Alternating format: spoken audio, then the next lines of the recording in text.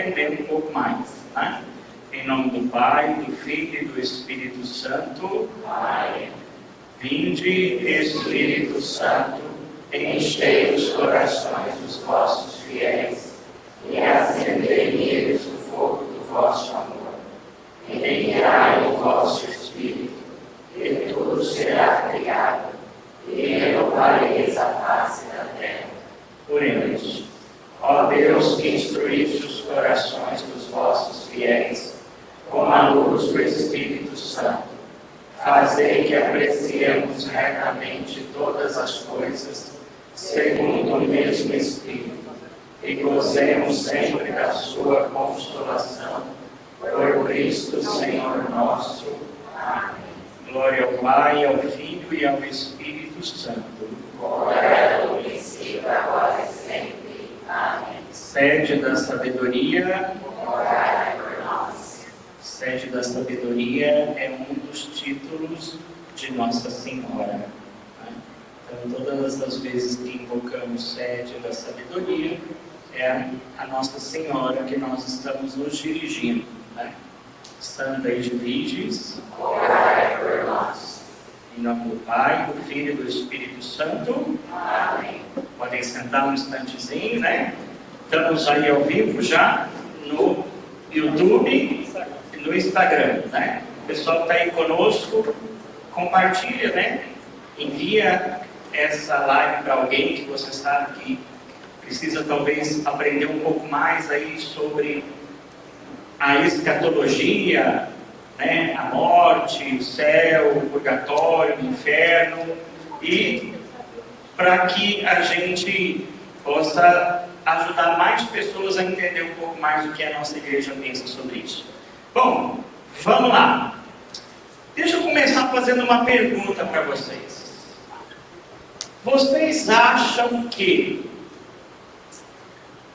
a gente sabe quando vai morrer?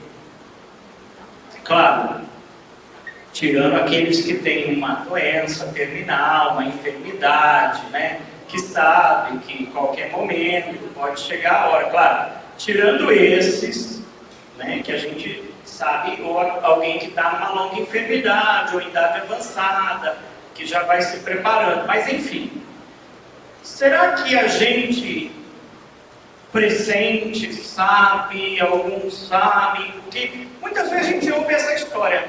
Parecia que ele sabia que ia morrer. Não é? Quem já ouviu isso? Levanta a mão. Né? Despediu de todo mundo, fez o que geralmente não fazia, né? Foi aonde não ia, fez as pazes com todo mundo, acertou tudo e assim por diante. Bom, o que nós podemos, diante da fé, entender a partir disso?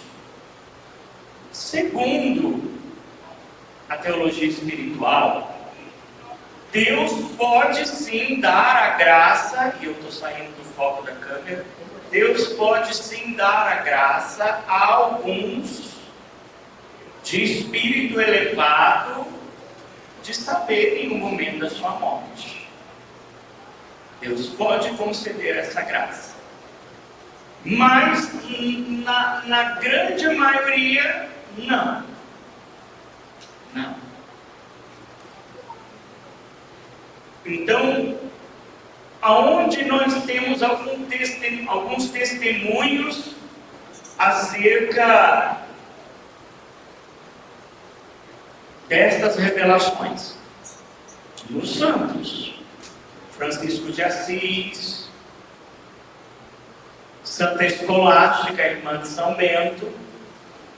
A história de Santa Escolástica e São Bento foi assim. Os dois eram monges, cada um no seu convento, masculino e feminino. E uma vez por ano eles se encontravam num lugar, numa casa, né, para conversarem sobre temas espirituais e um poder ver o outro. E ficavam o dia todo naquele lugar, e quando ia chegando a noite, eles voltavam, cada um para o seu convento, e depois se encontrariam só no próximo ano de novo. por ocasião do último encontro de São Bento e Santa Escolástica, quando estava perto da hora de ir embora, São Bento então se levantou para ir embora e a Escolástica disse para ele: não, fica mais, vamos continuar conversando, vamos continuar rezando. E São Bento disse: não, eu não posso, imagina, eu não posso dormir fora do convênio, né? Não posso, vou embora. E aí o que aconteceu? Santa Escolástica rezou e no mesmo instante formou-se um temporal, uma tempestade, que São Bento não pôde ir embora, né? E aí eles passaram a noite toda conversando e no outro dia São Bento foi embora e logo ele recebe a notícia que a sua irmã faleceu, né? Então aquele era o último encontro dos dois. Mas o que a igreja acredita é que a grande maioria, diante, né, de uma morte repentina, sobretudo, não tem condições de prever a sua morte. Mas ela também, por meio de alguns estudos, de alguns padres, de algumas coisas, percebe que alguns cristãos, diante da morte, apresentam certos comportamentos diferentes. Como, por exemplo, como eu dizia ontem no final, aquela melhora antes da morte, que muitos têm, né? Estava ruim, de repente fica melhor, dá uma esperança para todo mundo e no outro dia morreu. E aí ele fala: nossa, mas ele melhorou, né? Segundo alguns estudos científicos, isso seria a última tentativa do organismo de sobreviver, né? Porque nós temos um instinto natural de sobrevivência, né? Nós e os animais, como animais também, porém racionais, não deixamos de ter um instinto de sobrevivência, né? Que o nosso corpo quer é viver. Por isso que a gente acumula gordura, né? Porque o nosso corpo irracional entende que a gente não vai ter que caçar agora para arrumar comida, e que pode ser que a gente não encontre. Então é por isso que quando a gente vê alguma coisa gordurosa, alguma coisa boa, a gente quer comer, comer, comer, comer, e fica nessa situação que a gente está, né? Que não tem condição, porque o corpo acha que a gente vai precisar de gordura, porque vai saber quando é que vai aparecer uma caça novamente para nós, quando é que a gente vai poder comer novamente. Ele não entende que a gente pode almoçar, jantar e tomar café todo dia agora, que nós já saímos do tempo das cavernas, que a gente não precisa mais fazer todo aquele esforço outrora necessário, né, para comer. O máximo que a gente faz é preparar comida ou pedir pelo telefone ou pelo iFood ou coisa assim. Mas enfim, acredita-se também que muita gente diante da morte, né, se arrepende, tem aquela sensação de que podia ter vivido melhor, podia ter feito diferente, ou então quer mais tempo, né? Ah, quero mais tempo, eu podia ter mais tempo, se eu tivesse mais tempo, se eu soubesse, se eu tivesse condições de voltar atrás, e assim por diante. Bom, meus queridos, a morte é certa, todos nós já sabemos disso. Portanto, estar preparados para ela é uma opção nossa, né? Claro que talvez nós nunca estejamos preparados 100%, mas podemos estar vigilantes. O maior problema, talvez, com relação à morte é o medo daquilo que a gente não conhece. Mas como é que vai ser? Como é que será? mas o que vai acontecer? Será que eu vou sentir dor? Será que eu vou sofrer? Né? Será que eu vou saber que eu estou morrendo? Será que... Enfim, eu creio que estes são os maiores questionamentos hoje. Né? Quem morre sofre. Né? E aí logo a gente começa a pensar naquelas mortes trágicas, né? Nossa, morreu afogado, morreu queimado, morreu assim, caiu uma arma na cabeça, né? Bateu o carro. Como é que será que foi essa morte? O fato é que não dá para a gente ter uma certeza absoluta. Até porque, né, quem morreu não volta para contar. E essa esfera de alma, de morto falando, que entra na esfera espírita, eu não vou entrar no mérito da questão hoje, porque senão a gente não sai daqui, né? Mas nós podemos falar num outro momento, porque para nós católicos não existe reencarnação. Segundo a carta aos Hebreus, capítulo 2, versículo, se eu não me engano é 24, não tenho certeza acerca do versículo, morre-se apenas uma vez. E ponto final. Ninguém vai ficar morre e volta e morre de novo. Morre. Já é ruim morrer uma vez. E agora tem que morrer mais de uma vez. Não dá.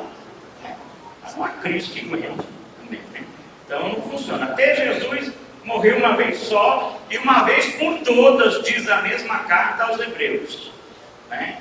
Para que também nós pudéssemos vencer a morte. Então, o fato é que a morte é um grande mistério. E como mistério, ela causa medo. O que é um mistério na teologia? Na teologia, mistério não é aquilo que eu não conheço, é aquilo que eu não esgoto. Por mais que eu saiba alguma coisa, eu nunca vou saber tudo sobre aquele mistério. Nunca. Até porque tem coisas que estão para além de nós. E eu já adianto para vocês que a partir daqui para frente, tudo o que nós falarmos entra na esfera da fé. Ou seja, não dá para provar cientificamente. Entre outras palavras, ou você acredita, ou você não acredita. A escolha é sua. Não dá para provar cientificamente, né? Alguns dizem que quando morrem entra num túnel de luz, né? Entra numa esfera, entra num caminho, vê a vida passar pela frente, vê toda a história, vê algumas pessoas conhecidas. Hoje o povo muitas vezes tem medo e às vezes procura o padre porque diz assim: olha padre, vai lá dar unção, porque meu avô está quase indo, minha avó está quase indo. E ela começou a chamar os irmãos, parentes que já morreram, né? Fala com eles, né? Conversa, diz que já está indo, diz que já vai. Eu estou com medo, meus amados.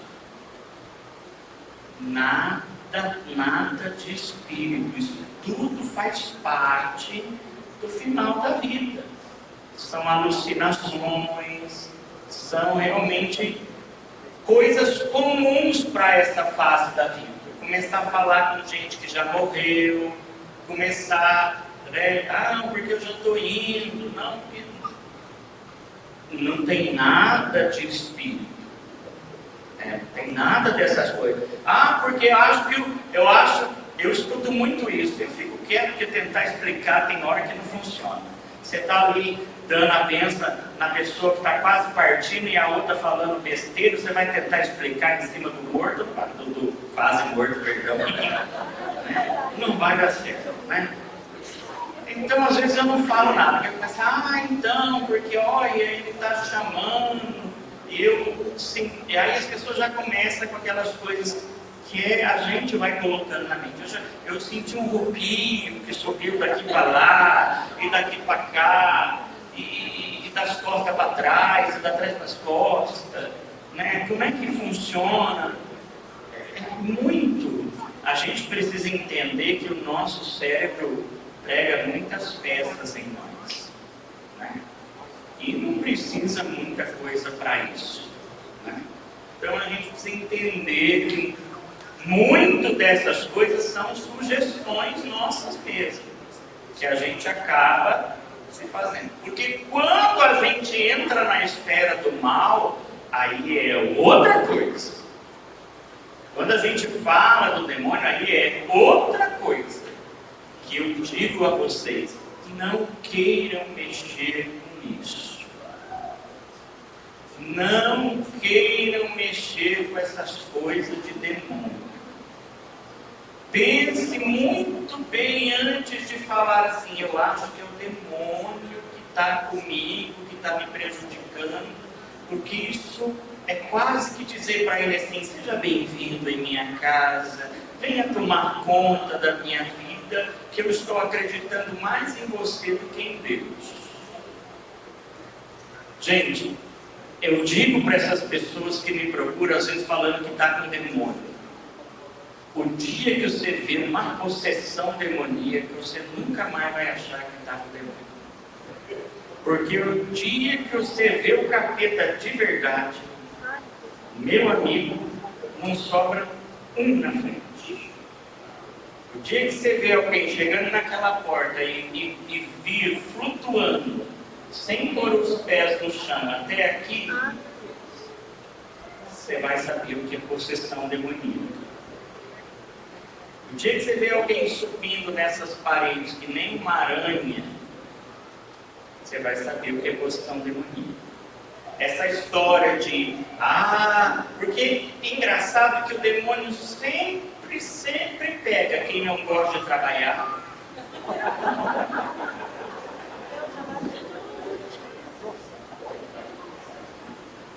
Quem inferniza a vida dos outros. E quem tem algum tipo de vício. Eu nunca vi demônio gostar de cachaceiro igual nesse nosso mundo atual. Ele bebe, padre. É o demônio. Não é. É doença. Ele usa droga. É o demônio. Não é. É doença. Porque vocês vão de convir comigo que toda possessão só existe porque é permitida por Deus. Isso é uma coisa séria. Por isso que eu não queria entrar nessa esfera, porque dá pano para manga. Porque o diabo não pode tomar um corpo por livre vontade, espontânea vontade. Isso tem que ser permitido para um bem maior. E aqui é que entra a grande questão. Então, por que o diabo vai querer pegar alguém que já está na cachaça? Já está acabado, vai acabar com ele para quê? Não tem o que ele fazer. O diabo não tem o que fazer na vida de quem já está acabado. Olha, padre, eu estou financeiramente destruído, eu devo para todo mundo. Deve ser o demônio, não, filho, o demônio já foi embora. Você já está acabado, não tem mal o que fazer aí. Ele vai procurar outro. O demônio gosta de quem tem poder.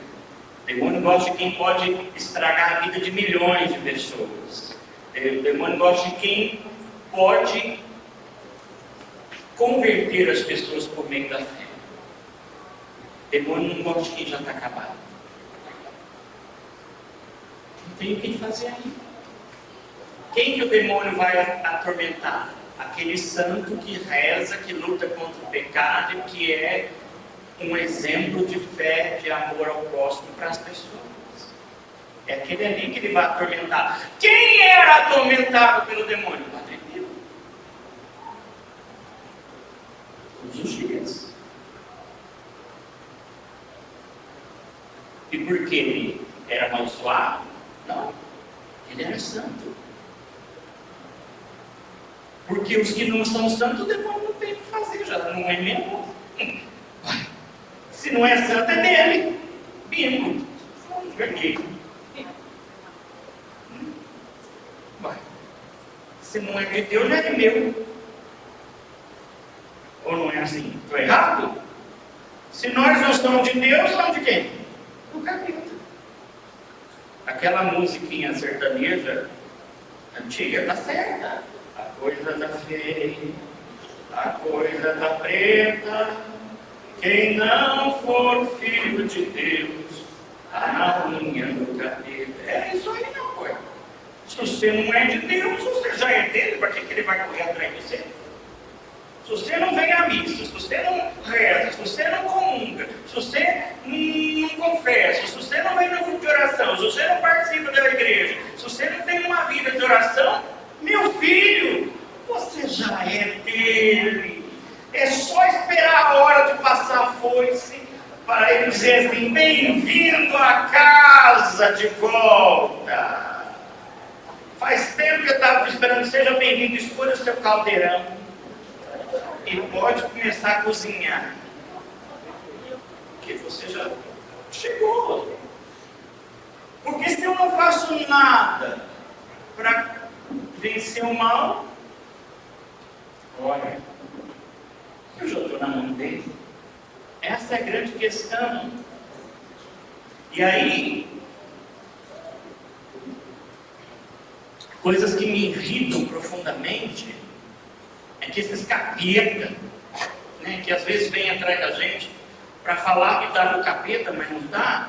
Aí você pede para ele e diz assim: vá rezar, vá à missa, vá. Ele não vem, ele não vai, ele não reza o terço. Aí não tem o que fazer. É a mesma coisa de dizer: olha, você está doente, tome esse remédio, você volta depois de um mês no médico, não melhorei. E o médico pergunta: você tomou o remédio? E diz: não tomei. Então não está melhorando. Não tem como. Então, meus queridos, vejam bem. Você que está aí nos acompanhando, compartilha essa live, manda para alguém, né, que gosta às vezes de falar que é tudo coisa do demônio e não funciona nada. Bom, meus queridos, o que acontece na morte? Claro, segundo a teologia da igreja. No momento em que a pessoa morre, no momento em que cessam as faculdades mentais, toda a questão física humana, que o coração para de bater, que a pessoa para de respirar. A gente sabe que o cérebro demora um tempinho depois para parar, né? Primeiro param as funções e depois é que, né, o cérebro para. Né? E algumas outras coisas ainda demoram mais um pouco para parar, né? Alguns músculos e algumas outras coisas. A igreja ensina que a partir desse momento a alma se separa do corpo. Fica aqui esse corpo e a alma separa-se. Até existem relatos aí, né, de gente que teve experiência de quase morte, que relata que viu de cima o seu próprio corpo, os médicos ali, e depois voltou, enfim. E o que eu dizia ontem? Quando isso acontece, perde-se essa concepção de espaço e tempo. Isso daqui que nós vivemos é nossos. É próprio do nosso mundo. Tempo, relógio, minuto, segundo, anos, passado, presente, futuro. Isso é deste mundo. E eu preciso que vocês, por favor, tentem entender isso, senão vocês não vão conseguir me acompanhar daqui para frente. Você precisa pensar agora um pouco fora da casinha. Tenta imaginar um lugar onde não existe espaço e tempo, como nós o conhecemos aqui. A partir do momento em que a pessoa morre, ela sai dessa esfera. Espaço e tempo. Tudo bem nas redes sociais? O pessoal está aí? Ela vai entrar naquilo que nós chamamos na teologia de Kairos, que é o tempo de Deus. Qual é o tempo de Deus? E o Kairos é a eternidade. A eternidade não é igual àquilo que nós vivemos aqui. Qual a diferença, por exemplo, de eternidade e imortalidade? Você que está aí na rede social sabe qual é a diferença entre eternidade e imortalidade?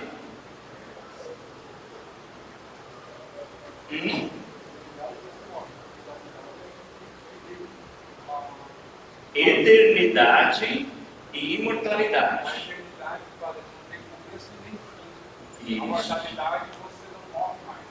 Isso.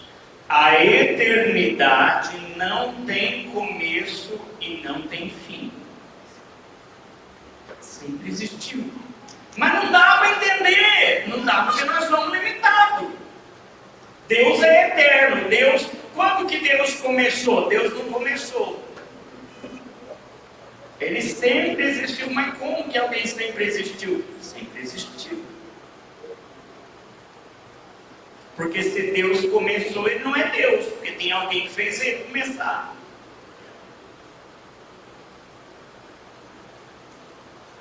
E a imortalidade quer dizer que você tem um começo, mas não tem um fim.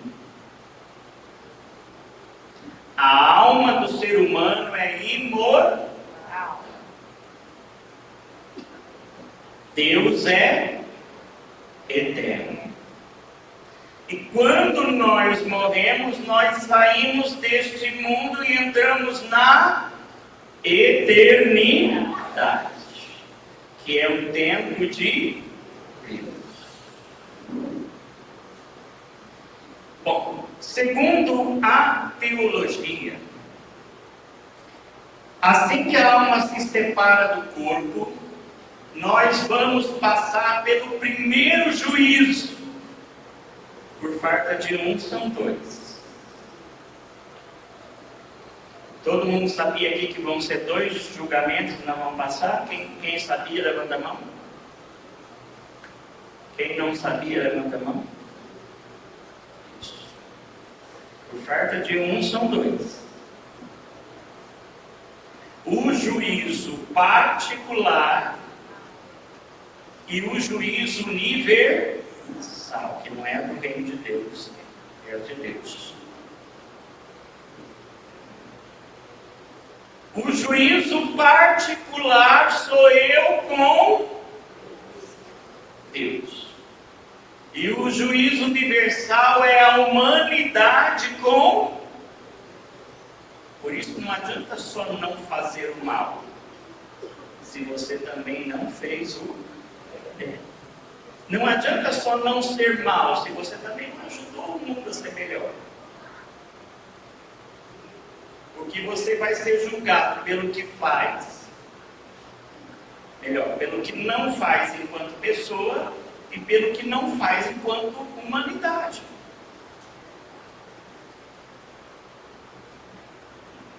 Essa é a grande questão. Por exemplo, em pleno século XXI, nós seres humanos permitirmos que pessoas morram de fome, é culpa nossa. Ah, mas não tem nada a ver, não sou política, não sou governo. Mas é, porque nós estamos nesse mundo. Não podíamos fazer alguma coisa.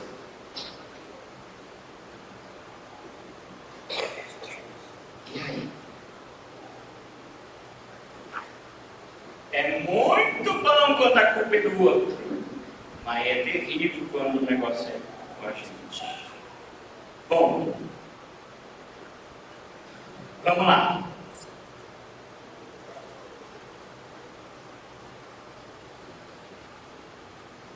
Morte, então, é cisão, é separação.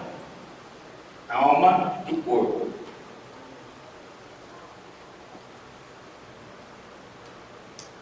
Segundo a igreja, você então vai passar pelo primeiro juízo, que é o particular. Segundo a teologia, neste juízo, você vai tomar consciência de tudo que você é, enquanto pessoa, e de tudo que você fez, consciente ou inconscientemente. Você vai tomar conhecimento de toda a sua vida, até mesmo de coisas que você nunca soube. Por exemplo, vou dar um exemplo aqui, um exemplo bobo, né? Tal pessoa foi adotada e nunca soube que ela era adotada, nunca soube quem era a mãe de verdade, nunca soube. Vai saber. Tudo. Se alguma coisa interferiu na sua vida para te fazer como você é hoje, se alguma coisa aconteceu, se algo moveu a tua vida e te levou para o que você é, o que você vai tomar conhecimento de tudo. Tudo. De bom e de ruim.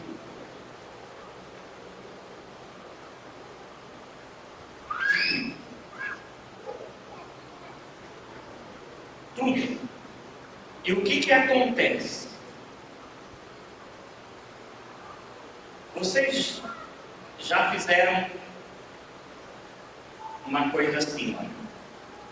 Sabe quando a gente faz uma coisa errada? E aqui dentro a nossa consciência diz assim, tá errado. E a gente faz mesmo assim? Porque a gente tem controle sobre a nossa consciência.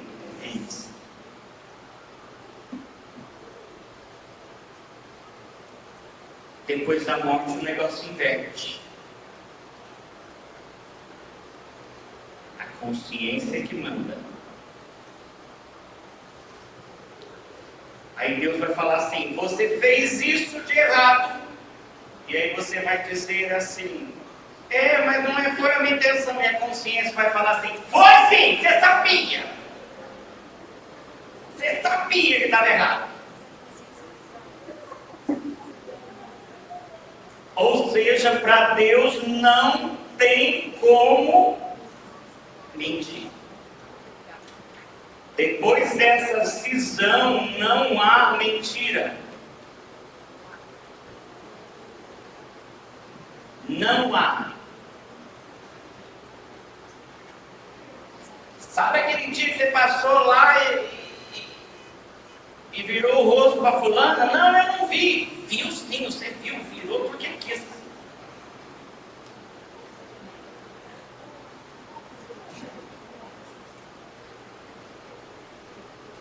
Vai ser assim. E aí começa-se a passar tudo como um filme. Tudo. E ali você vai começar a sentir a dor dos teus pecados. Mas também das coisas boas. Tudo.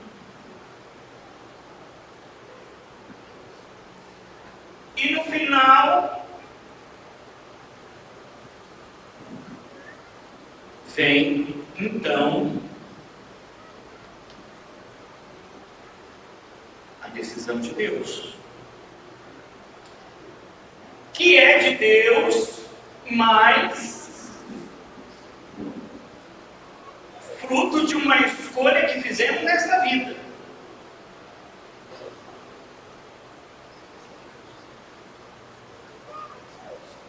Exemplifique. Se você nesta vida escolheu ser ruim, mau, pecador, a vida toda, teve 1001 chances de conversão, de mudança, mas sempre, por uma escolha sua, quis o pecado, o erro, a morte. Depois, quando a verdade já vier à tona e a consciência ter toda essa liberdade, será que vai ser possível escolher outra coisa que não seja a desgraça?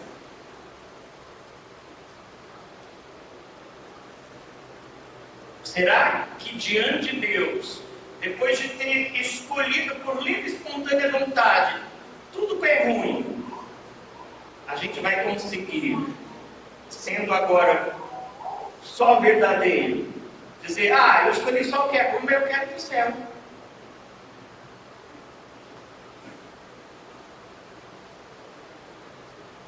Não vai. Sinto muito em dizer para vocês que não vai. Porque lá não tem como enganar nada.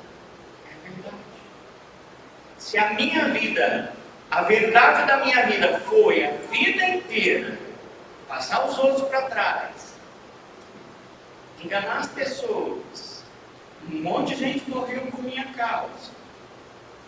Mas até no último instante tem a misericórdia de Jesus, tem, mas também tem a justiça de Deus.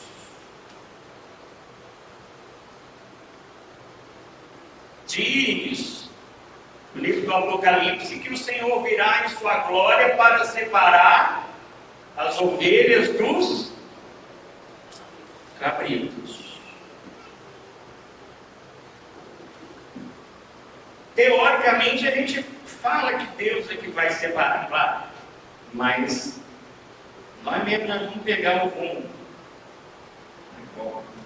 Foi isso aqui a vida inteira, o que vai fazer?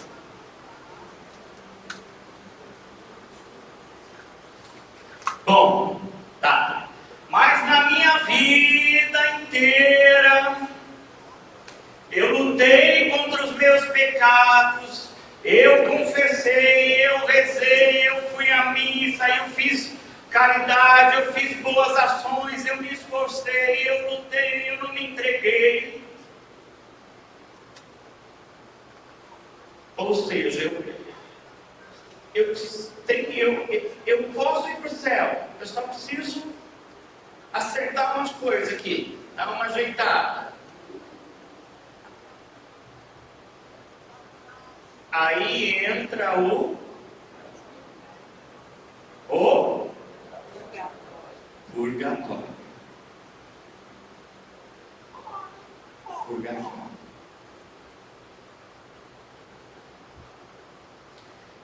A doutrina do purgatório não é aceita pelos protestantes. Os protestantes não acreditam em purgatório. Dizem que é uma invenção dos católicos. Na verdade, eles não acreditam no purgatório, porque muitas das citações bíblicas do purgatório estão no livro dos Macabeus, que não tem na Bíblia deles.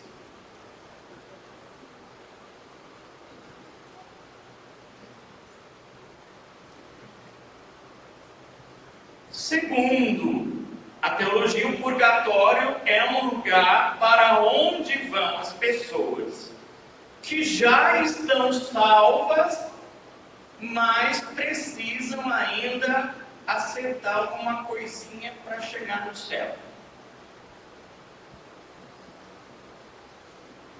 Precisam purgar. Precisam acertar as coisas com Deus. Ou seja, purgatório é sinal de céu. Se eu for para o purgatório, é porque eu vou para o... Quanto tempo vai demorar para chegar no céu? Não sei, porque a gente sai fora desse tempo aqui. Quanto tempo dura o purgatório? Não sei também. A gente sai fora desse tempo aqui. Por isso que celebrar a missa para os mortos é bom, porque ajuda a aliviar um tempo no purgatório. A oração pelos mortos ajuda aqueles que estão no purgatório.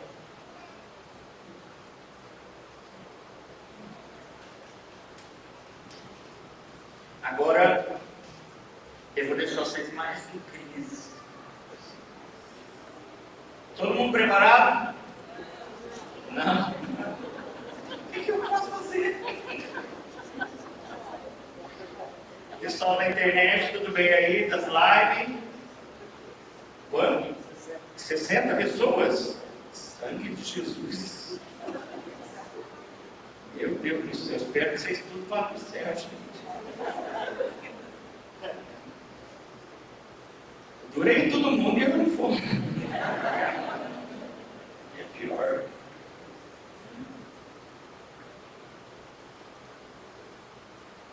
Nós não podemos entender céu, purgatório e inferno como um lugar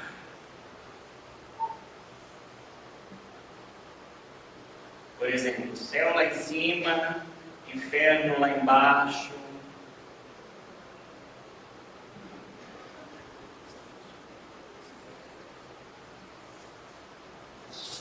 Eles são um estado.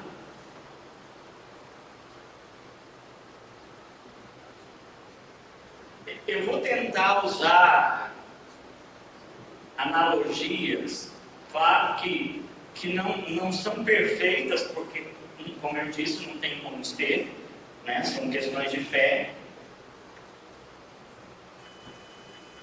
Mas, por exemplo, você não vê as ondas de rádio,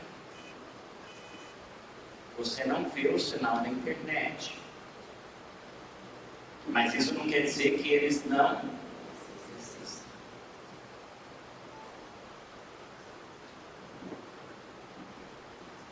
Você não vê o vento. Então, pensar que o céu, purgatório e o inferno não são um lugar, não quer dizer que não existem.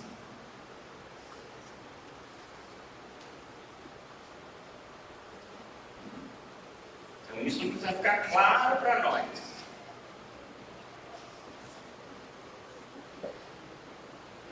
É óbvio que para que a nossa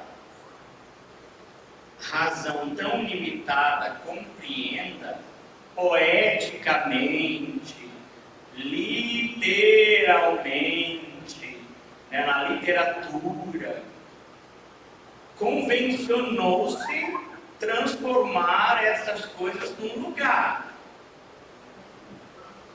para ficar mais fácil de expressar. Por exemplo, Padre Zezinho canta: lá no céu só vão entrar os amorosos.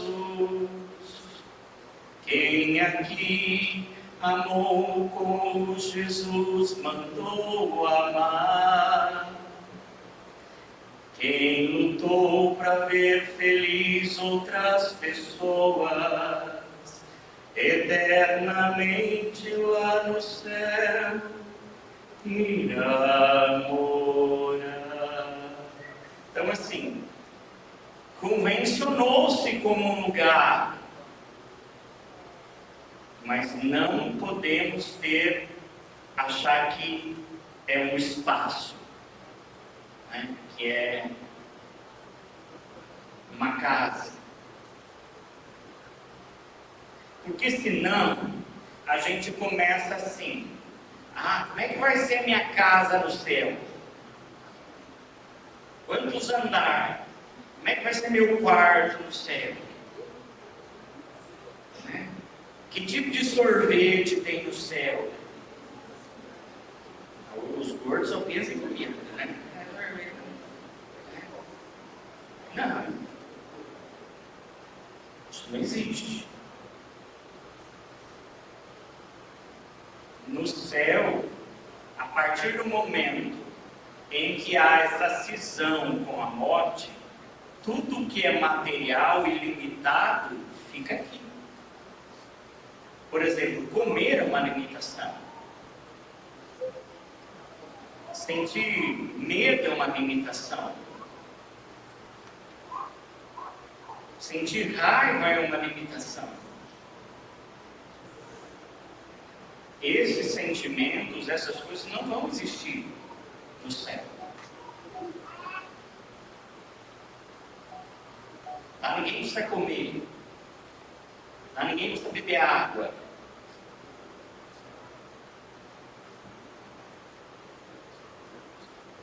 Lembra do livro do Apocalipse que diz que o Senhor mesmo será a luz de cada um deles? A Jerusalém celeste, nossa mãe, Jerusalém do alto, o Senhor os iluminará, eles terá luz.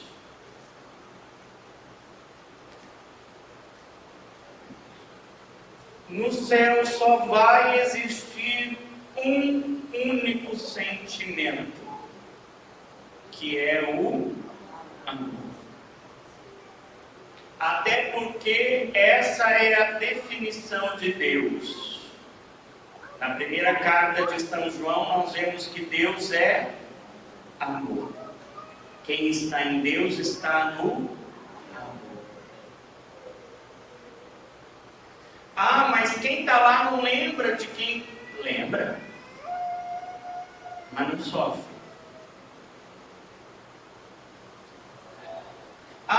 Então a minha mãe que está lá não está com saudade de mim? Não. Nossa, para. Por quê? Porque para ela a morte dela pode ser um piscar de olhos. E já eu estou lá. O tempo passou para mim, mas não é a mesma coisa lá.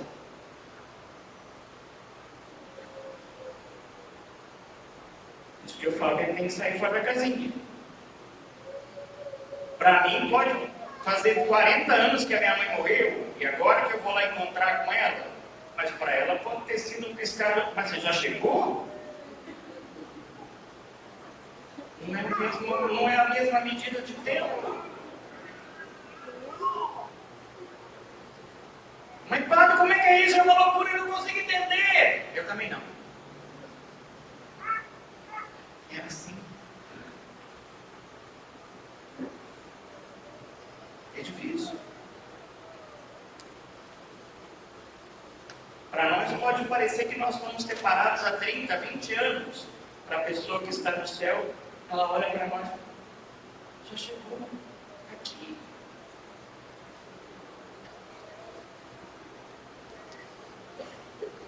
Como que eu vou explicar isso?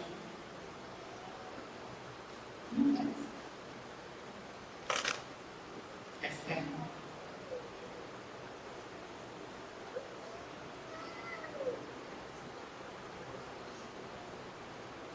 Nem mesmo o corpo glorioso que receberemos vai ser exatamente igual a esse, mas não é de todo diferente. basta ver o Evangelho, quando Jesus ressuscitado aparece para Maria Madalena. Num primeiro momento, Maria Madalena não reconhece Jesus. Acha que ele é o jardineiro.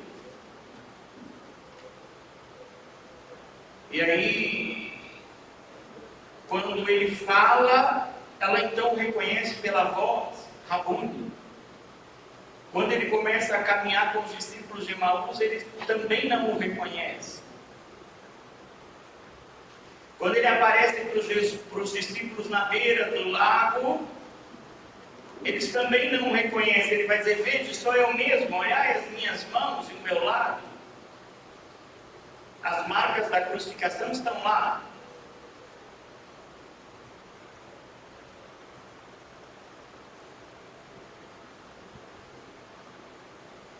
Tudo bem até aqui?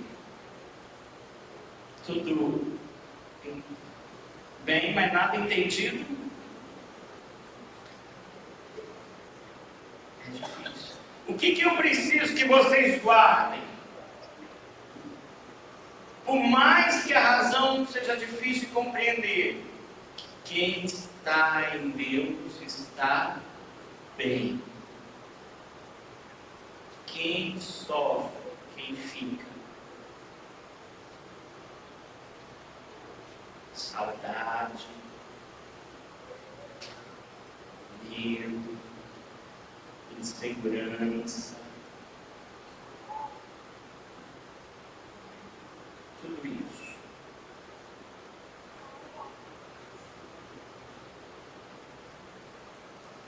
Quem está em Deus está bem.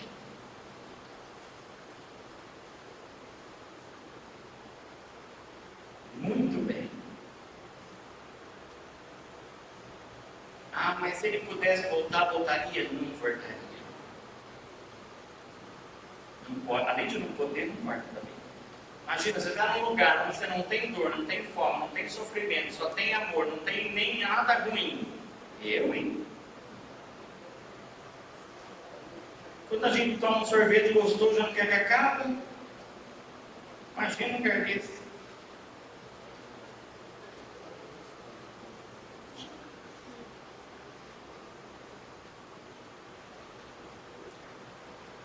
Então, meus queridos, por outro lado,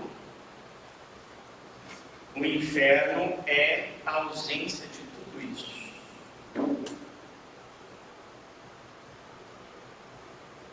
Não podemos definir o inferno como um lugar de sofrimento, de dor, simplesmente assim de fogo. Não. O inferno é um lugar onde Deus não está. E aonde Deus não está, não existe o amor. O céu é a ausência completa do amor. Por isso que os anjos decaídos, os demônios hoje, não conseguem amar. Porque fizeram a opção por não amar. E não podem voltar atrás. Por quê? Porque uma decisão tomada na eternidade nunca mais pode ser desfeita. Por quê? Porque não tem como contar dia, você ficou só 30 dias no inferno, agora pode voltar para o céu, você já mudou de ideia. Não existe dia, não existe hora. A decisão é definitiva, é eterna. Uma decisão tomada na eternidade é eterna. Por isso que os anjos decaídos não podem mais se arrepender e nem voltar a ser anjos, vão ser demônios por toda a eternidade, porque tomaram a decisão de se rebelar contra Deus na eternidade. E com isso se afastaram plenamente do amor para sempre.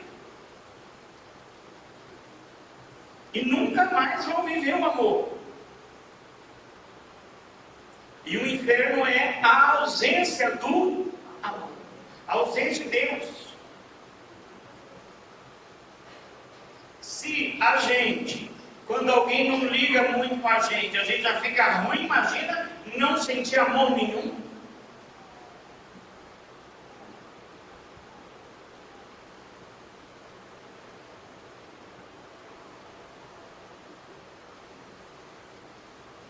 Tudo bem até aqui? Perguntas vão anotando aí.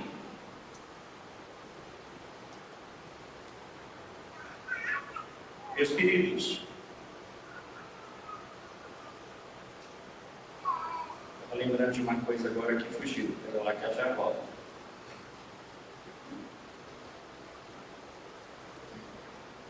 Bom, o céu, o purgatório, o inferno são um estado, uma maneira de ser. O céu é Deus. Ah, lembrei. Agora eu vou dar mais nó ainda na cabeça. Deus do céu.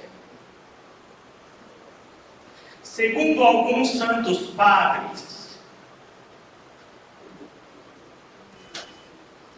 todos ressuscitaremos. Tem gente que vai gostar dessa, tá?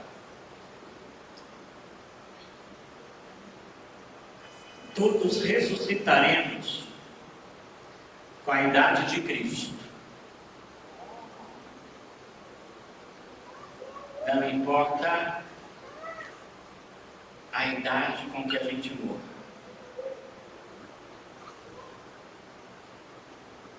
Ou seja, quantos anos Jesus morreu e ressuscitou? 33 anos.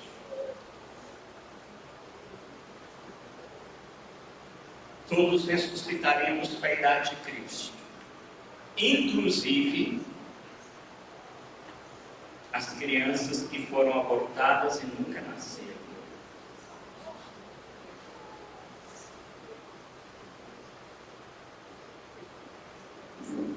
E vão estar ao lado de Deus no dia do julgamento.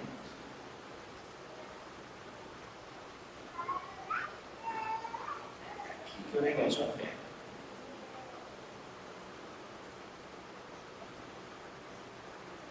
Por exemplo, eu sou mais velho, depois tem o Jackson e depois tem o Jefferson. Entre eu e o Jackson, são 2 anos de diferença.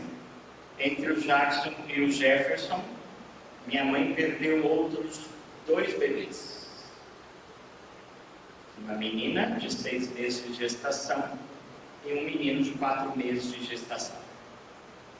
Ou seja, aqui na Terra nós somos 3, mas nós somos quantos irmãos? 5. E no céu eu vou conhecer os meus outros 2 irmãos que eu não conheci aqui na Terra. E minha mãe já está no céu, ressuscitada, com os meus 2 irmãos, esperando o dia que a gente vai encontrar todo mundo de novo.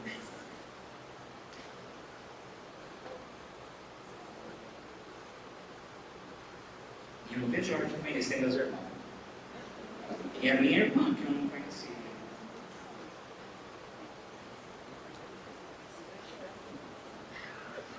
Nós vamos conhecer. Todas as mães que porventura acabam durante uma gestação, ou perdendo um bebê, ou tem um aborto espontâneo, ou alguma outra, todas vão conhecer seus filhos, que não verão como seus filhos. Aqui é que está a diferença. No céu, como que diz Jesus, ninguém se casa e ninguém se dá em casamento, todos serão como anjos. Difícil também de entender, mas eu vou tentar explicar. Vem cá, Gabriel.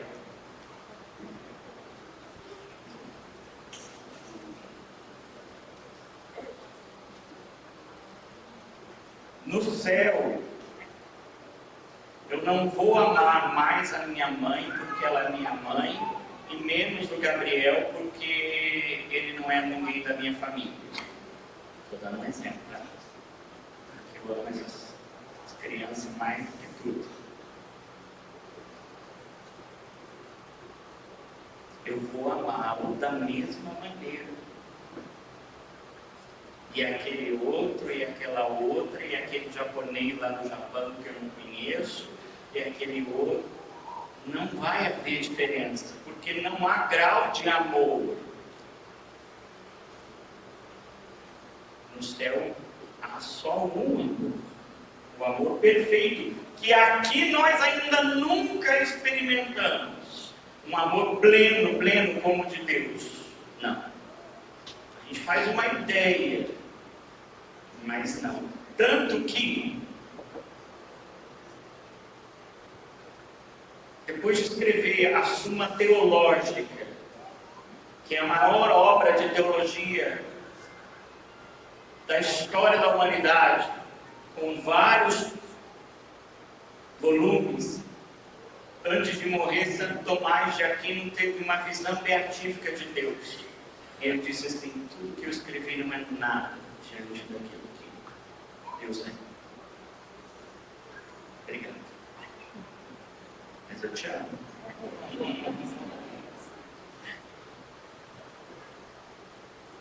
Então, para nós parece meio inconcebível isso. Mas como é que eu vou amar quem eu não conheço? Porque não tem como. É só amor perfeito. Eu vou saber que a minha mãe é minha mãe? Vai saber que a sua mãe é sua mãe.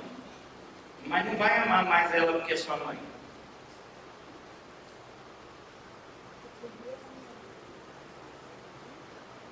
Todos seremos iguais.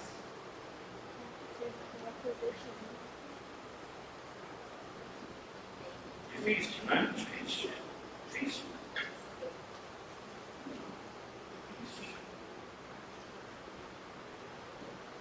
Vocês entenderam por que eu não queria ficar preso nos slides agora? Não adianta muito. Eu tenho que fazer isso mais num ambiente teológico, de faculdade, tudo bem, mas para a proposta aqui hoje não é essa. Então vejam vocês que no céu todos seremos iguais. Nossa, aquela vizinha que eu não gosto, também vou gostar dela. Se ela estiver lá, vai. Aliás, se você estiver lá, vai. Se você estiver lá, vai. Porque às vezes a gente acha que todo mundo vai para o inferno. Só nós, o poço de candura, de amor e de justiça, que não vamos. Nós temos isso também, de achar que todo mundo é ruim nesse mundo. Só nós somos bons. E esse é o grande problema do homem.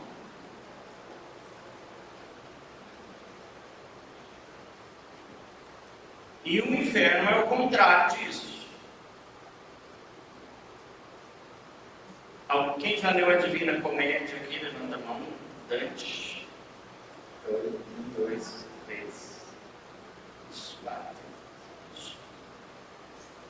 Dante, ele fala do céu, do inferno, né? E quando ele fala do inferno, ele diz que nos portões do inferno tem uma frase, né, na Divina Comédia, que aqui termina toda a esperança. Não tem mais. No inferno, acabou, não tem mais. Tem Deus, não tem amor, não tem nada.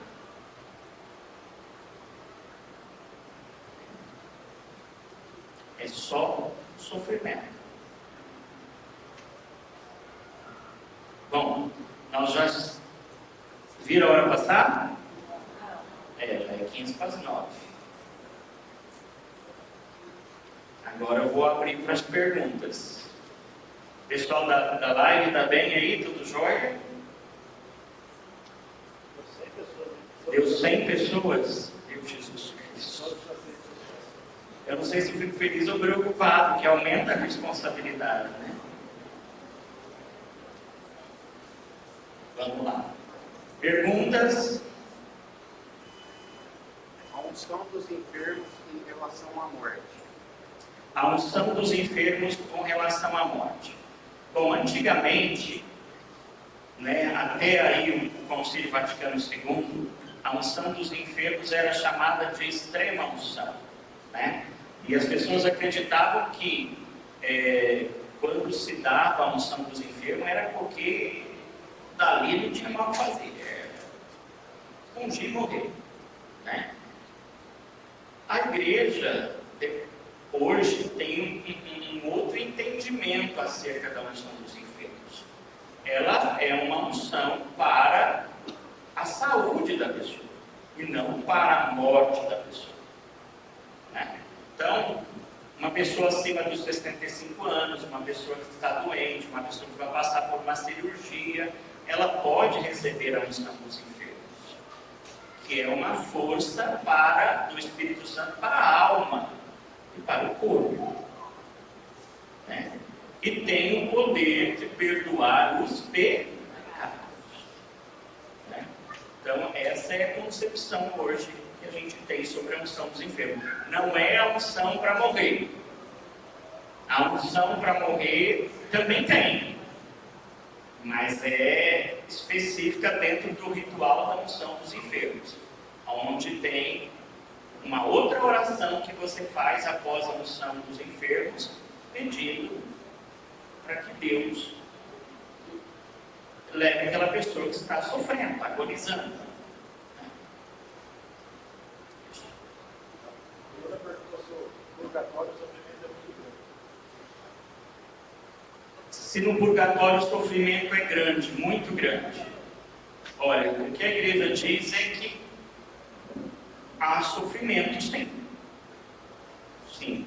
Não dá para mensurar se é grande ou não, mas há sofrimento, porque também ficar lá, que legal, eu estou aqui no purgatório, que bom, olha, eu estou no parquinho. Não, vai sofrer, mas com a certeza de que vai ser salvo, né? Vai sofrer sim, purgatório sofre.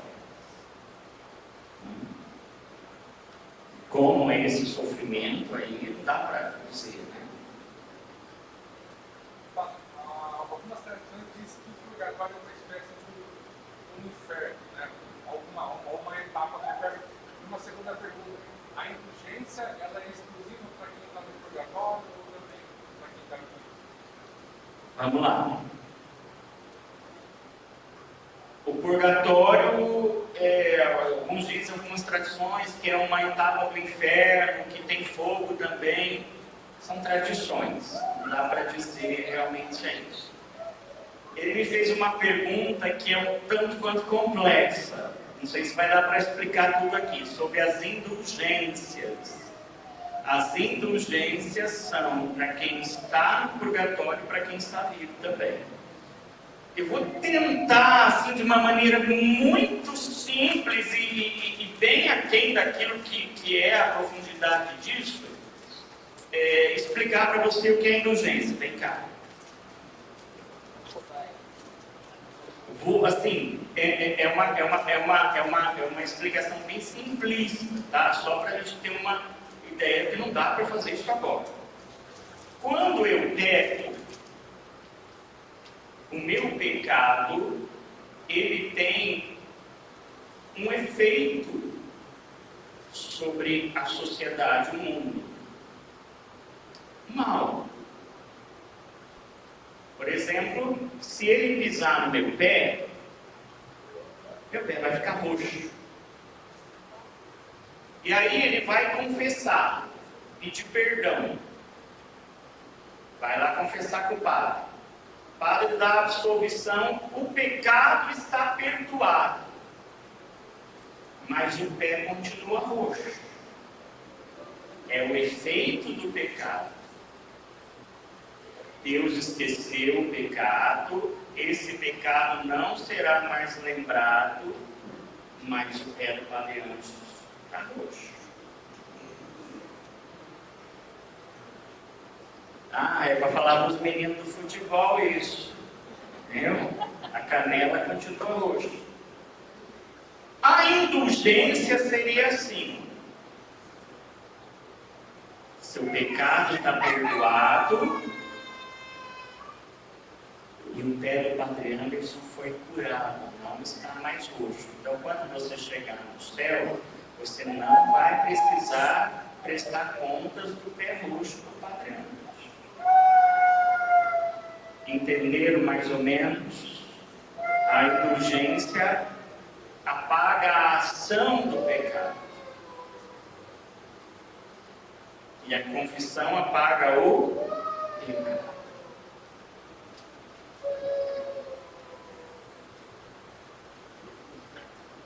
Como eu disse, é uma forma bem simplista de explicar uma coisa complexa. Você relatou que quando fechamos os olhos, passamos por 2 juízos, certo? A pessoa, passando esse juízo, a pessoa, ela vai, vai para o purgatório, certo? Aquelas que já estão preparadas, mas precisam mudar algo. E tem aquela que já sobe. Para o céu. Porque os protestantes, eles dizem que nós ficaremos dormindo por 1000 anos. Isso. Ou até a segunda vinda de Jesus. O segundo juízo que eu não falei é o juízo universal, é quando Jesus vir pela segunda vez para julgar o mundo. Como nós estamos no mundo, também seremos julgados com o mundo. Ah, mas eu já estou no céu. Bom, tudo bem.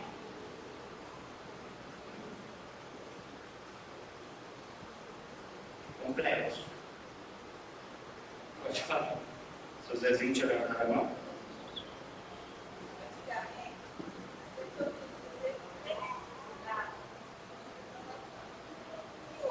Antigamente se dizia que quem se suicidava não tinha salvação, não podia nem mesmo ser enterrado no cemitério junto com os outros. Hoje a igreja não pensa mais assim, por causa da evolução da psicologia, da medicina, da psiquiatria, que sabe que o suicídio, no fundo, é fruto também de uma doença, de uma enfermidade da alma, né? Que aquele que na verdade se mata não é porque quer tirar a vida, mas é porque quer tirar aquela dor que sente e que não vê um caminho para isso. Se na eternidade não tem tempo, como é classificado o período que a alma passa no purgatório? Se na eternidade não tem tempo, como é classificado o período que a alma passa pelo purgatório? Não sabemos. É Deus. Não tem como mensurar isso. Não tem como medir. Ah, não, vou ficar 10 anos no purgatório. Não tem. Não tem tempo. É Deus que vai determinar dentro daquela esfera que ele vive, que é a eternidade. Né? Não tem como saber. Ah, não dá para dizer assim, eu tenho tantos pecados que nem... ponto de cartão de crédito, né? Não é assim não, né?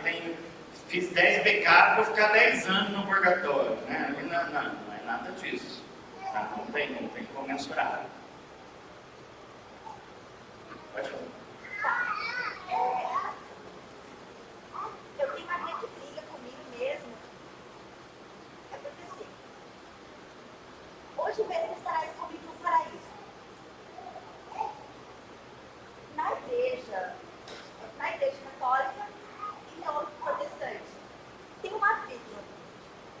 Hoje mesmo estarás comigo no paraíso. Quem morre em Jesus passa pelo Cristo e já mora com Jesus, já vai com Jesus, ou não passa e já está no céu? Quem morre com grau de santidade, de tudo, todo mundo vai passar pelo juízo. Só que uns só vão passar e vão direto para o céu, outros não. Só que não dá para saber quem. Né? Quando Jesus diz, hoje mesmo estará comigo no paraíso, é hoje. Só que eu falei que a coisa não vai muito bem. Mas é difícil de entender. Presta atenção aqui. Quando eu falo de eternidade, Lembrem do Salmo que diz que um ano para Deus são como 1000 dias e 1000 dias como um ano. Salmo 93. O que acontece? A gente fala de parousia, de segunda vinda, mas pode ser que ela já está acontecendo. Automaticamente, quando a pessoa morre, como ela sai da esfera do tempo, ela já pode estar passando pelo primeiro, pelo segundo sopro. A segunda vinda de Jesus já pode estar acontecendo. Num piscar de olhos. Para ela e para nós, 1000 anos. Então é difícil mensurar com a nossa cabeça, não dá, a gente fica louco. Né? De pensar assim, quanto tempo ela vai demorar depois que ela morrer aqui para chegar no céu? Para ela pode ser instantâneo, mas ter passado 1 milhão de anos aqui na Terra. É difícil a gente pensar, por isso que eu falei. Né? E aqui é onde entra a outra vertente que eu falei aqui do René Blanc, que diz que uma pessoa, quando morre, já ressuscita em corpo e alma para o céu. Aí nós vamos ficar malucos. Né? É melhor não entrar nessa esfera. Né? Porque quem diz que a segunda vida já não está acontecendo na eternidade, onde não tem tempo.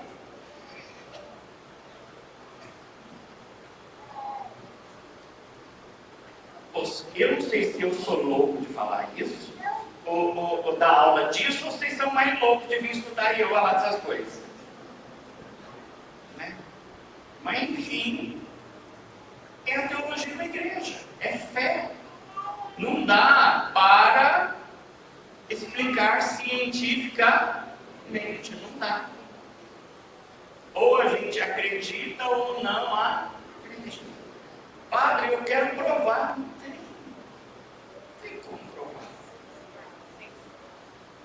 Né? Porque o jeito que a gente tem é o testemunho dos santos, a intercessão dos santos. A gente vê acontecendo isso na nossa vida. As graças que a gente alcança, quer dizer, as orações que não são em vão. Então você vê que tem alguém que está vivo, alguém que está te ouvindo, alguém que está intercedendo, alguém que está junto de Deus, que está. Mas como isso está acontecendo, não dá para saber o certo.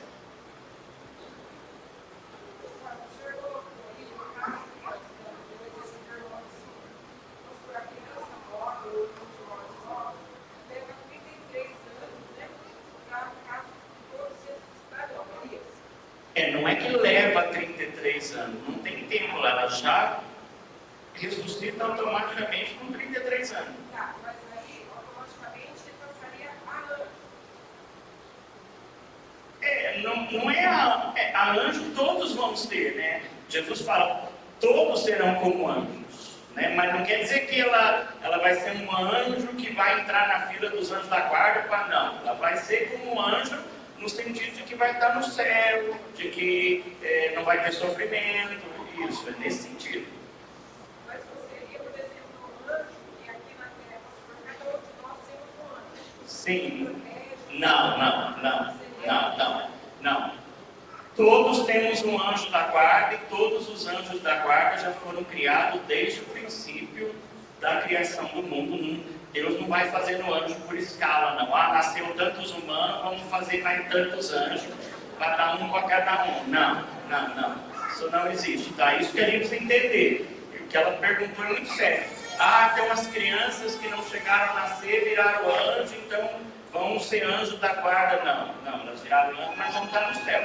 Todos os humanos que nascerem daqui até quando o mundo existir, já haverá um anjo destinado para cuidar deles, que já existe, porque Deus já tem tudo no seu pensamento desde o princípio, quando criou. Todos nós que existimos já nascemos antes no pensamento de Deus.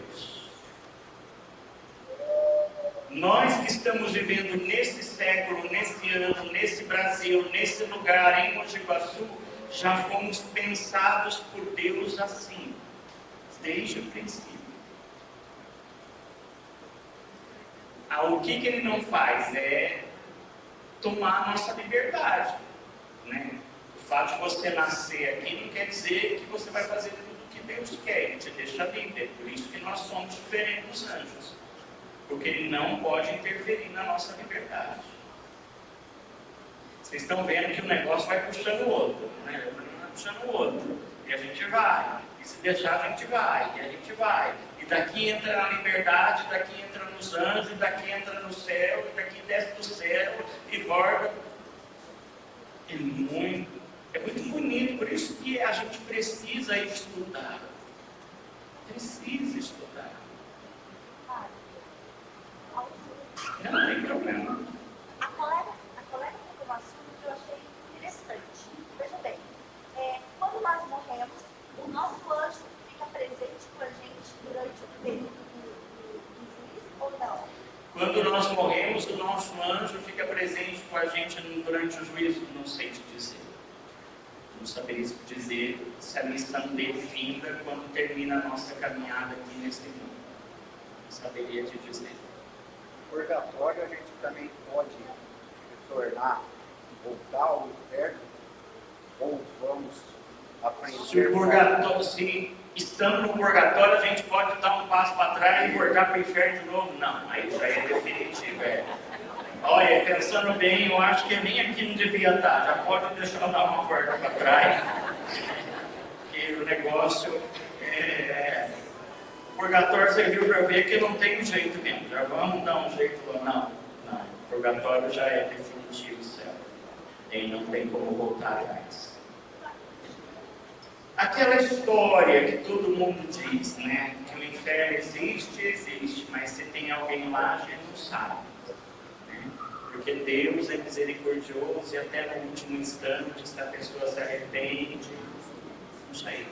Mas aquilo que eu disse, se a pessoa viveu a vida inteira longe de Deus e como é que vai decidir no último momento por ele? Dá para saber.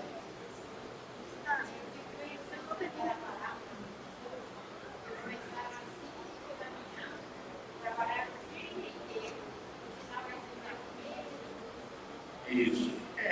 Também, sim. Mas aqui está falando do reino, não do céu específico.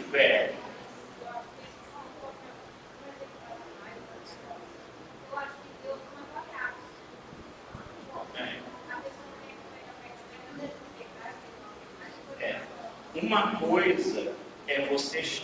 Ela está falando da parábola lá que chama de madrugada, chama meio-dia, chama. Uma coisa é você ser chamado de madrugada e ir porque você, desde criança, teve alguém que te ensinou sobre Deus, alguém que te mostrou, alguém que te apontou o caminho. Outra é você ser chamado às 5 da tarde, porque só lá no final da sua vida é que você realmente se encontrou com Deus, não por uma opção sua, mas porque só nesse momento da sua vida é que você conseguiu chegar até Ele. Né?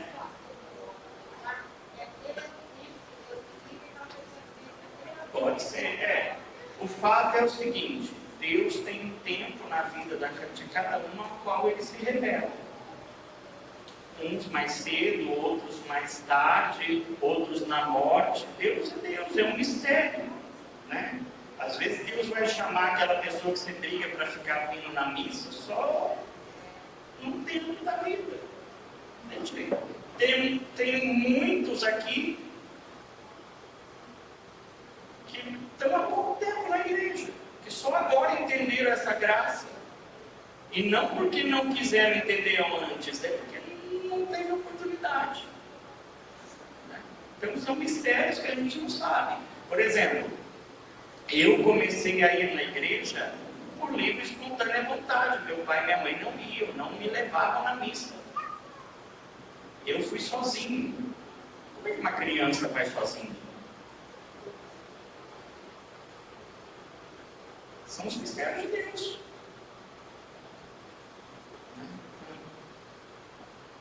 Meus pais foram vir mais à missa depois que eu vi ser padre aqui no Iguaçu. Porque antes, nem sendo padre, eles iam na missa direito. E hoje meu pai, se deixar, ele na missa todo dia. Das 5 da manhã de quinta-feira, ele não perde um. É o tempo de Deus na vida de cada um. Tudo bem? Mas está aí um acidente com uma criança que veio à morte, porque Deus não evitou tanto esse acidente quanto a morte. Num acidente que uma criança venha a morrer, por que Deus não evitou tanto o acidente quanto a morte? Aqui a gente entra na esfera da liberdade do homem. Por exemplo, quando a gente fala de um acidente, alguém errou. Certo? Vocês vão te convir comigo?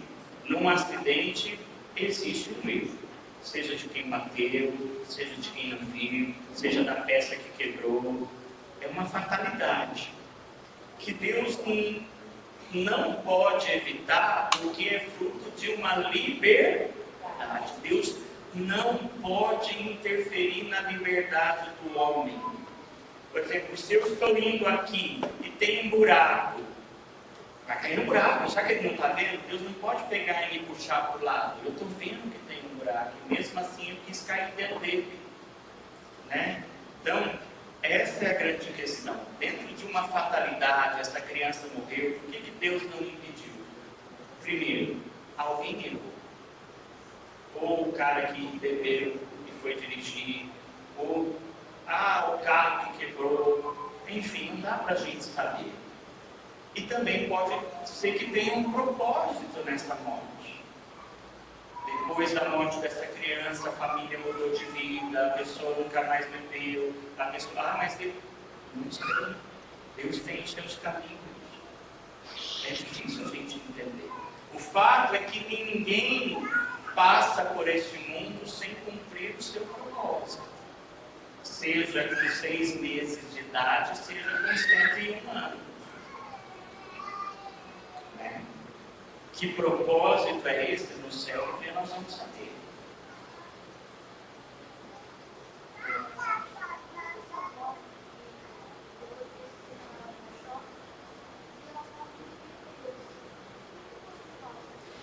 Essas são as experiências de quase morte que eu falei, né? Ela perguntou por que as pessoas que morrem depois são ressuscitadas com o choque, né? Falam que vem Deus. É uma experiência que não dá para afirmar se realmente vivo, se é uma alucinação, não dá para ter certeza. A igreja prefere não comentar sobre isso. Né? Pode ser uma experiência de Deus, pode não ser, pode ser uma alucinação pela adrenalina do momento, é difícil saber. Fala, Adri. Por que a pessoa morre e por que a morte vence? Por que a morte vence? Na verdade, a morte não vence. Né? São Paulo vai dizer que a morte é perdedora, que vence no final é a vida. Né? Por quê? Porque a pessoa que morre, não morre definitivamente. É isso que às vezes a gente não consegue entender. É que quando a gente fala de morte, a gente entende como se fosse fim, como se fosse aniquilação. E morte não é aniquilação. Morte é só uma passagem para uma outra forma de vida. Por exemplo, nós temos várias mortes ao longo da nossa vida. Como quando você deixa de comer uma coisa para o seu bem. Olha, eu estou com a diabetes alta, eu não vou comer esse doce. Eu estou morrendo para essa vontade. Né? Que eu tenho de comer o pote inteiro. Né? Então, são pequenas mortes diárias. Quando um casal casa, um ou outro vai sempre ter que morrer ali, senão um mata o outro.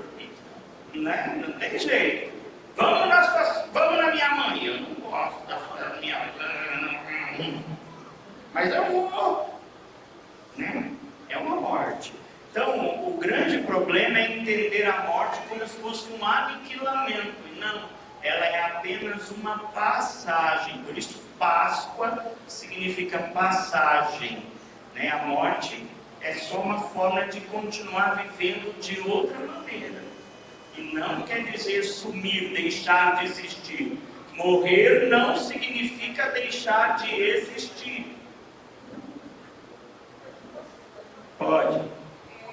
Há relatos de pessoas que são perigosas da morte, que ou pelo Cristo, ou pela história. O que o senhor pensa disso?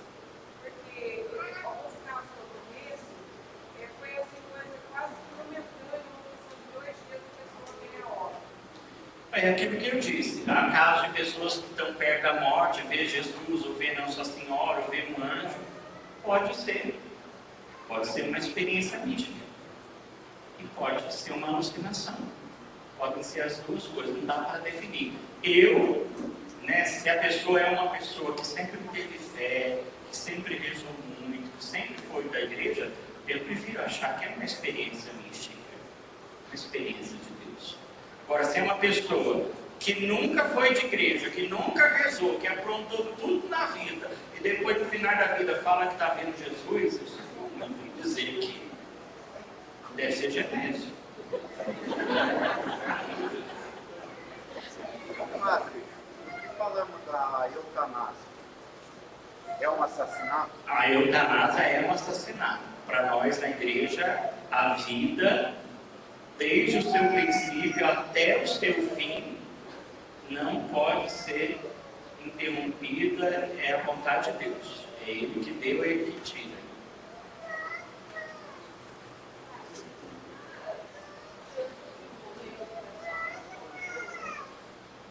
Isso. Por que a gente tem que passar por isso?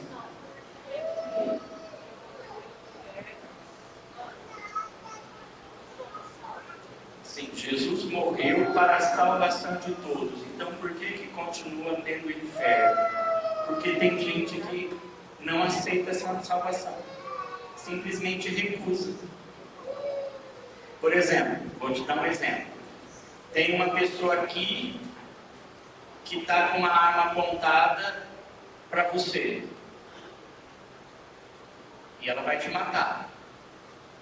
E eu chego e falo, não, eu vou tomar o lugar dela, eu quero morrer por ela. E você fala, não, sai daqui, que quem vai morrer sou eu. Entendeu? Então você não quis a minha salvação. Você preferiu morrer. Infelizmente é o que acontece hoje. Jesus morreu por todos. Entre outras coisas, é mais fácil se salvar do que se perder. E tem gente que consegue se perder. Por quê? Porque Jesus já salvou todo mundo. É mais fácil ir para o céu do que para o inferno, mas tem gente que consegue a façanha de ir para o inferno. Faz o mais difícil. É igual a pessoa que pula a cerca. Não é mais fácil ser fiel? Aí eu pulo a cerca, depois eu tenho que fazer isso para disfarçar, tenho que falar que está tal coisa, eu tenho que ligar, tenho que dizer que eu tive um compromisso, tenho que falar que eu fiquei mais tarde no trabalho. Olha que trabalheira! Larga então! Mas não é mais fácil? Larga! Trabalheira! Tem que inventar que foi não sei na onde, que foi não sei que lá, que foi não sei que mais, que fez não sei que mais. Que palhaçada! A gente escolhe fazer o mais difícil. Jesus já nos salvou, já abriu a porteira do céu para nós, e nós falamos assim, não sei se eu passo, não sei se eu não passo, eu acho que é melhor ficar por aqui. Aí junta o quê? O demônio que tenta. A tentação é a ação mais ordinária do demônio, quer dizer, aquela mais atuante. Todo mundo é tentado pelo demônio a todo tempo, porque ele é o divisor, ele é aquele que quer fazer a gente se perder, ele é aquele que faz a gente desviar da porteira aberta. Essa é a missão dele, olha. É por isso que muita gente recusa a salvação, porque cede à tentação. Porque se tem a porteira aberta, tem aqui, ó. E não passa essa porteira não. Tem outro lugar lá, pior, essa porteira não tem nada.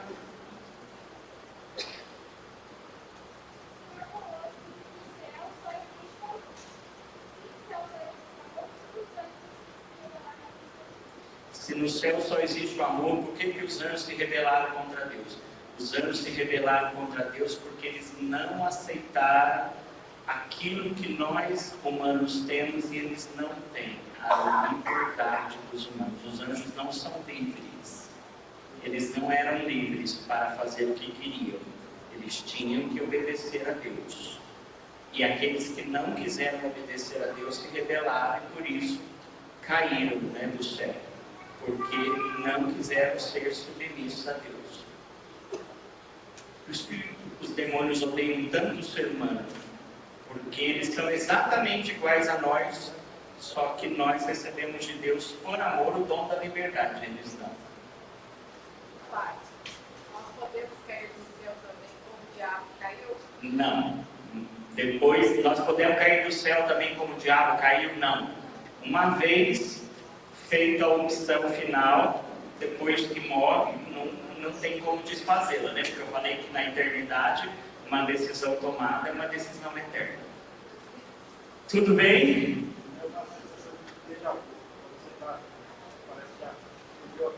Uma sensação de déjà vu, parece que você já viveu aquilo. Talvez o Tony pode explicar isso melhor. A psicologia diz que existe o tal do inconsciente coletivo, né? Que ao mesmo tempo aqui nós estamos sabendo o que passa na cabeça de cada um, ou tendo isso no nosso inconsciente, ou até mesmo coisas que foram nos transmitidas por outras pessoas e que a gente sonha com aquilo e quando de repente passa, tem a impressão de já ter passado por ali, já ter visto aquilo ali, isso é normal. Isso a psicologia explica. Não tem muito de teologia nisso não. Tudo bem, gente? Acho que eu cansei. Não, boa aí não, né? Tá assim, né? Pai, fala uma pergunta. No céu, como você falou, o senhor trouxe até o nosso amigo, que está fazendo discussão e tal. No céu, por exemplo, eu vou chegar no céu, aí o Thiago fala, ô Thiago, tudo bem, mas assim, como que eu vou reconhecer? Eu vou lá com todos os meus parentes, como que funciona a situação? No céu você vai saber tudo, porque você já vai ter a ciência infusa, tudo. Todo conhecimento. É perfeito. Não vai haver limitação. Ah, como é que eu vou saber o que é o Thiago? Você vai saber. Os seus parentes todos e os outros todos que você nunca conheceu. Todo mundo, tudo. Porque você se torna perfeito. Né? Você já tem todo o conhecimento. Só um minuto. Tem uma situação muito interessante que eu ouço desde criança.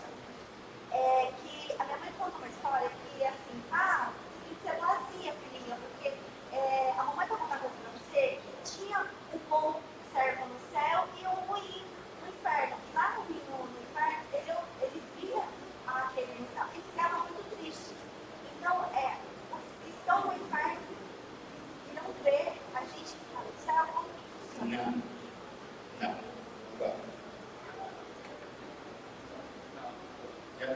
Tudo bem?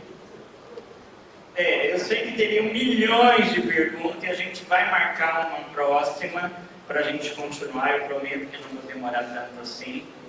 Né? Mas vamos. Eu quero agradecer vocês, agradecer o pessoal da internet. Compartilha, né? Manda, segue lá no Instagram. A gente vai conversar mais sobre isso. Esse pessoal que está aqui também tem uns projetos novos aí do Padre. E quem sabe a gente faz mais coisas legais, vamos com certeza fazer. Né? Muito obrigado. Vamos ficar em pé. Ave Maria, cheia de graça, o Senhor é convosco. Bendita sois vós entre as mulheres, bendito é o fruto do vosso ventre, Jesus. Santa Maria, Mãe de Deus, rogai por nós, pecadores, agora e na hora de nossa morte. Amém. Acho que a gente podia ver mais para frente também, Tony, aproveitar que você está aqui. Tony lá no fundo é o nosso psicólogo, né? Para você fazer também algumas colocações acerca do luto, da ressignificação e assim por diante. Então, pode vir aqui. O Tony é o ministro extraordinário da Sagrada Comunhão, ele, a esposa, os filhos são corbinhas, o Tony é psicólogo, é o coordenador da Pastoral da Escuta. Nós temos na paróquia uma Pastoral da Escuta. Se você está passando por um momento difícil, às vezes não conseguiu falar com ninguém, liga aqui na paróquia, vai ter alguém para te ouvir tudo. Então nós vamos combinar, quem sabe um dia para você vir falar, porque hoje eu falei da questão teológica, tudo, mas é importante trabalhar os sentimentos. Não, o déjà vu, né, o inconsciente coletivo é uma das vertentes da psicologia, sim. E existe também a questão da similaridade, associação por similar. Quantas vezes nós estamos andando na rua, olhamos para uma pessoa de costa e se assemelha ao que nós conhecemos, chegamos perto e não é. O déjà vu também vem a partir dessa associação. Maravilha, tá vendo?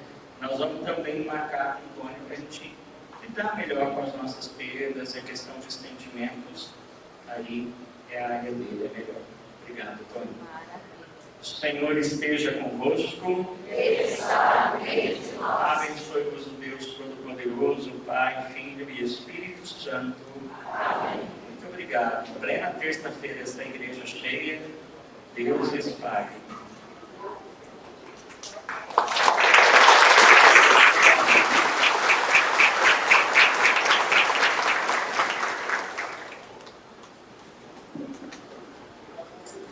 Quem não me segue lá ainda no Instagram, curte lá, tá bom?